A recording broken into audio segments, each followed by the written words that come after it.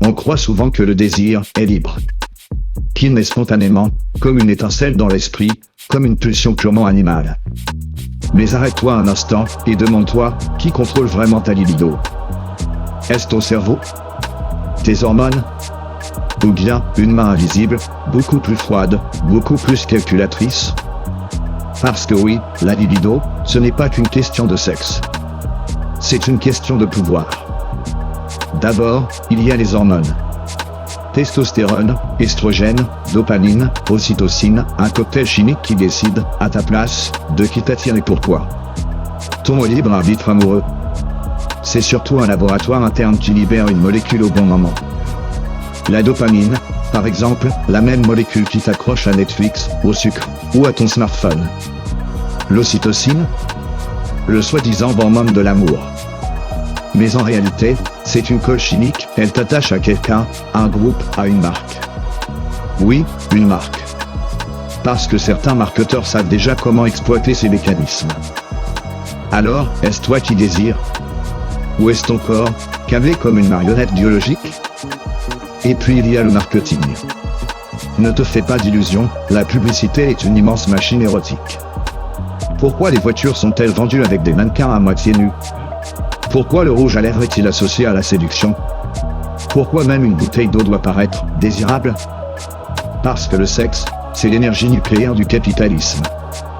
La publicité ne vend pas des objets. Elle vend du désir, puis elle greffe ce désir sur le produit. Et à force, ton cerveau mélange tout, tu crois vouloir cette paire de baskets, alors qu'en réalité, tu veux juste ressentir la même excitation que dans la pub. Ton désir a été hacké. Mais la manipulation va encore plus loin. Parlons de l'industrie du porno. Jamais dans l'histoire de l'humanité, autant d'images sexuelles n'ont circulé aussi vite. En un clic, tu peux voir plus de cornes que ton arrière-arrière-arrière-grand-père n'en aurait vu en une vie entière.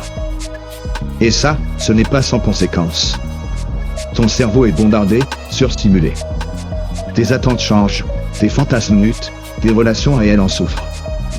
Certains chercheurs disent même que le porno est une expérience de conditionnement de masse. Un gigantesque laboratoire, où des millions de cerveaux sont reprogrammés chaque jour. Et demande-toi, qui contrôle ça? Quelques multinationales. Quelques plateformes.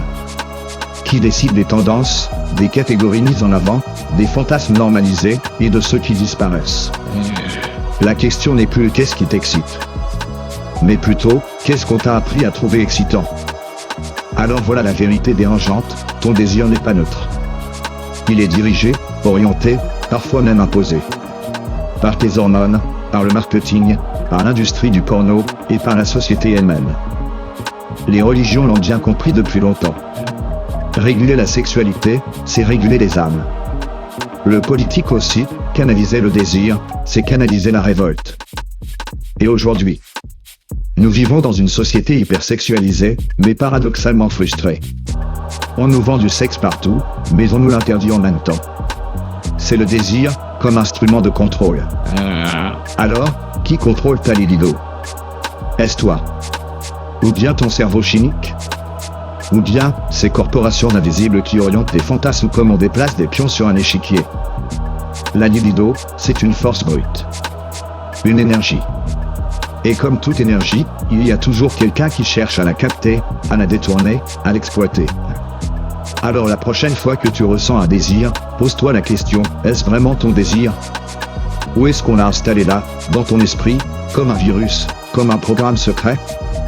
Parce que si ta libido ne t'appartient plus, alors peut-être que, toi non plus.